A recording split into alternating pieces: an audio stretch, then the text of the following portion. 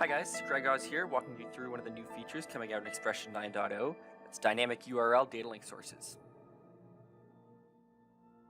So the first thing we're going to need is an RSS feed URL.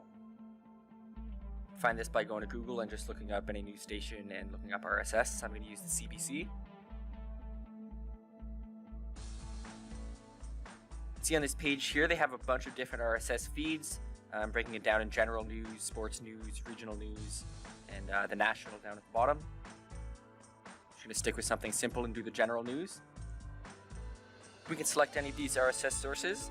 It'll bring us to a page here with all the XML data. But what we're looking for is the URL at the top there. So I'm going to copy that. The next thing I'm going to do is open up my DataLinq server. I'm going to create a new DataLinq source. And we're going to go with the RSS HTTP DataLinq source, which provides access to RSS feeds or HTTP data sources. First thing we're going to do is we're going to punch in the URL that we just got from the CBC RSS feeds. We're going to switch our mode to Dynamic URL. And what that allows is the URL to be dynamic based on DataLinq keys and the table field. You can see that as we select the Dynamic URL mode, we have a couple more options. We have the cache results for, and you can use this box to enter, select an amount of time in milliseconds to cache the results of the query. We also have the timeout length, which tells DataLinq how long to wait for a response to your query. Now we're going to set up our table presets. Now this list represents preset values that will be available in the tables drop-down option when browsing for data. The table can be used to dynamically change the URL by using a table macro inside the URL. So I'm going to add a new one here, and I'm going to give it a name. Now this can be anything you want. For my sake, I find it easiest when it's something close to the value. But if you wanted to name this something like Greg's Awesome RSS Feed, you can do whatever you like. It's the value that DataLinq is looking for. So I'm going to put in a couple here. I have top stories, I have Canada, I have health, and I'll do one more, maybe sports.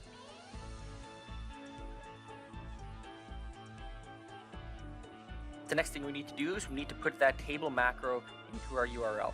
So if we go back to our settings tab and we go to our URL, we're going to get rid of the part that we want to be dynamically changed by our table presets. So in this case, that was top stories. And we're going to replace that with table.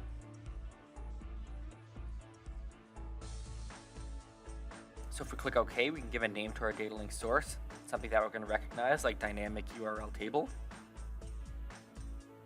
And just to be sure that everything works, we can right click and we can select browse. If everything's working correctly, we're going to see our XML data here getting pulled from the CBC RSS feed. And we see our table drop-down menu here where we can see all of our table presets. And as we select a new preset, we can see that it's pulling from a different RSS feed and we're getting new data. Next, we're going to bring this into XPression. So you can see here that I have a project with two scenes in it, one for table presets and one for DataLinq keys. But the first thing we need to do is bring a DataLinq server into the project. So once I've added this server, you can see that I have the DataLinq source that we just created, the dynamic URL table. So we can close the DataLinq manager. And we're going to go to the text object in my table scene. If we go to the fourth tab in the object inspector, we're going to switch the data source to DataLinq. We're going to hit set, and we're going to choose the DataLinq source that we just created. Next, we're going to go to browse, and as you can see, we have all of our table presets here as well. We're going to choose which line of data is going to be populating that text object. Once we hit OK here, you'll see that the text field is populated with the information from the RSS feed. We're going to bring this scene into the sequencer a couple times now. We're going to dynamically change which URL the DataLinq server is pointed to. If we go to the second scene in our sequencer, we can go to the Browse tab, and with our drop-down of table presets, we can select a different RSS feed for the DataLinq server to pull information from.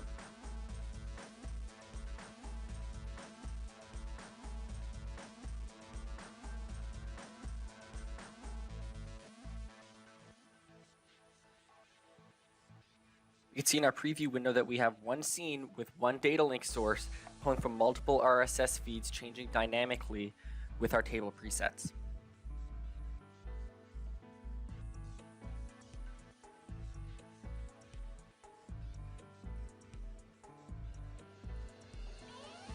Next, we're going to look at dynamic URLs using DataLinq keys.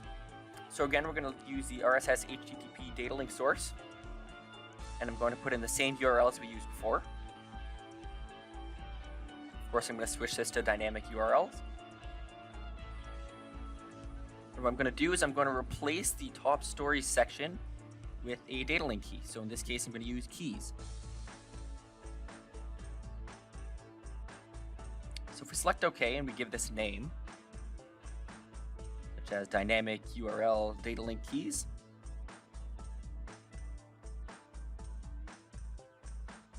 if we take this DataLinq source and we try and browse to make sure our configuration is correct, we're not going to get any results, because RSS-keys isn't a real URL. So what we can do is go to configure and set up a default URL macro. So what I'm going to do here is I'm going to give it the name of keys, same thing I'm going to use for my DataLinq keys, and I'm going to give it a value of something I know exists, like top stories. So now if I try and browse this DataLinq source again, it's going to replace keys with top stories, and I'm able to make sure that my configuration is correct, and this is the true RSS feed that I'm looking for. Next thing we're going to do is go back to XPression. And we're going to go to my keys scene here, and you can notice that I have two text objects. The first thing I'm going to do is I'm going to set the DataLinq key. I'm going to add a new key here, and of course it's going to be called keys, just like we had in our URL. And I'm going to give it the value of something true, something that I know exists, like top stories. The next thing I'm going to do is I'm going to go to my text object that I want to populate with information. I'm going to go to the data source tab. I'm going to select DataLinq. I'm going to point this to the dynamic DataLinq keys URL that we just created. If I select browse here, you'll see that it's taking the top stories DataLinq key that I just created, which is nothing dynamic yet. So now that I've selected which information I want out of that RSS feed, I can go back to my DataLinq key. I'm going to change it to something that we can change dynamically. So I'm going to do @input @, which is going to be pointing at my second text object here. Whatever value that text object has is going to be placed into that dynamic URL. For this second text object, I'm going to go to my data source, and I'm going to create a static text user input control. And I'm going to turn off allow custom values because I want this to be perfect every time. Next, I'm going to select radio buttons. That's just the style that I like. And I'm going to add some values here. Of course, these are going to be values of RSS feeds that I know are correct, such as top stories, Canada, business, health, and sports. Now the next thing I'm going to do is I'm going to unpublish my first text object because I don't want to change that information any other way than changing the input text field. I'm also going to unpublish my DataLinq key because that's not going to change either.